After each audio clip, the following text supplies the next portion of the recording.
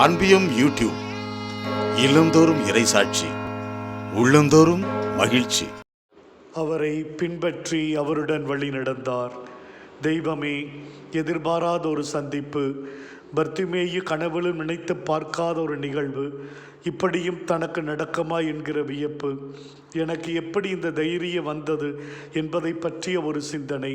ஒரு நொடி பொழுதிலே ஒரு பிச்சைக்காரன், பார்வையற்றவன் சீடனாக மாறுகிறான்.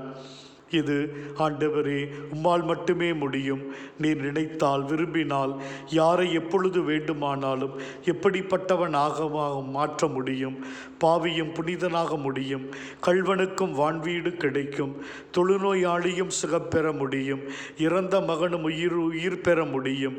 5 அப்பம் 2 மீன் 5000 பேருக்கு மேற்பட்ட மக்களுக்கு உணவாக முடியும். நீர் நினைத்தால் நடக்க முடியாதது கூட நடந்தேறும். மிகுந்த ஆச்சரியமான மாற்றத்தை கண்டுகொண்ட பர்த்திமேயு காட்டின நன்றி, ஆண்டவரே, உம்மை பின் செல்லுதல் மட்டுமே. அவருக்கு எவ்வளவு பெரிய ஆசீர்வாதம், எத்தனை பெரிய நல்வாழ்க்கை, எதிர்பாராத திருப்பம்.